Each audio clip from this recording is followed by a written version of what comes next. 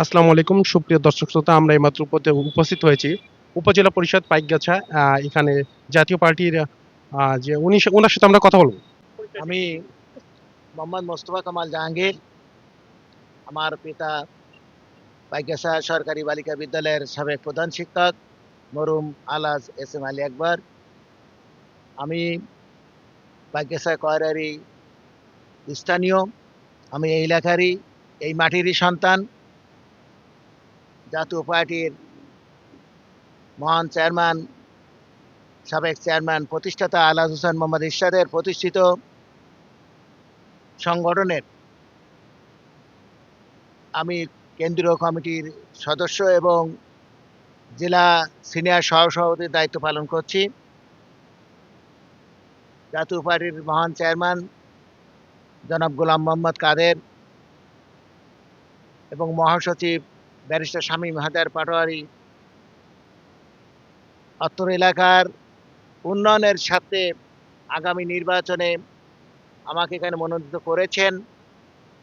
আমি জনগণের সমর্থন, ভালোবাসা নিয়ে নির্বাচিত হতে পারলে ওনারা যে আশা এবং আকাঙ্ক্ষা নিয়ে আমাকে এখানে মনোনয়ন দিয়েছেন এবং পাইকেসা কয়রার সর্বস্তরের মানুষ যারা আমরা অবহেলিত, এই অবহেলার বঞ্চনা ঘটানোর জন্যে আমার জীবন দিয়ে হলেও আমি যথাসাধ্য চেষ্টা করব।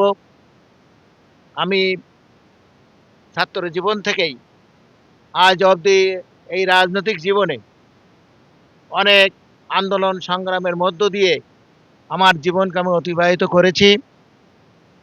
পাইকেসা পৌরসভা বাস্তবায়ন সহ পাইকেসার এমন কোনো আন্দোলন নেই, এমন কোনো সংগ্রাম নেই, অধিকার দাবি আদায়ের আন্দোলন নেই যেখানে আমি সম্মুখ সারি থেকে নেতৃত্ব দেই নাই। আমি সম্মুখ সারি থেকে নেতৃত্ব দিয়েছি, সাধারণ মানুষের পাশে দাঁড়িয়েছি। আমাদের আন্দোলনের প্রেক্ষিতে অনেক কিছুই পাইকেসায় কয়রায় আমাদের দাবি পূরণ হয়েছে। তাই আমি মনে করি যেহেতু আমি অত্র এলাকারই আমি সন্তান, এই এলাকারই সাধারণ জনমানুষের প্রতিনিধিত্ব করার জন্য সাধারণ জনমানুষের সমর্থন নিয়ে আমি নির্বাচনে প্রতিদ্বন্দ্বিতা করছি। আমি আশাবাদী, যদি ফেয়ার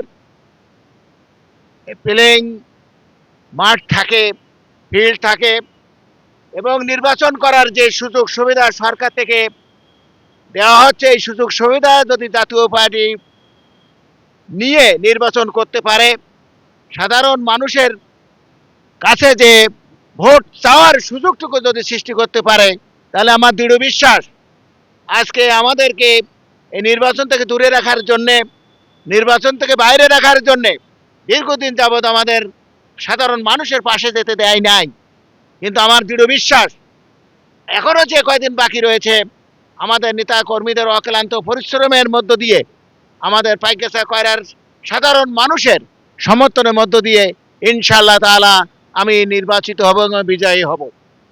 আমি মনে করি যে যদি নির্বাচনে যদি আমাদের উপর বৈষম্যমূলক আচরণ করা হয়, যদি নির্বাচনে আমাদের সঠিকভাবে কাজ করতে দেওয়ার সুযোগ সৃষ্টি করে না দেওয়া হয়, তাহলে আমাদের কেন্দ্রীয় আমাদের যিনি চেয়ারম্যান রয়েছেন জনাব গোলাম মোহাম্মদ কাদের, তিনি বলেছেন প্রয়োজন হলে আমরা নির্বাচন থেকে সরে যাব।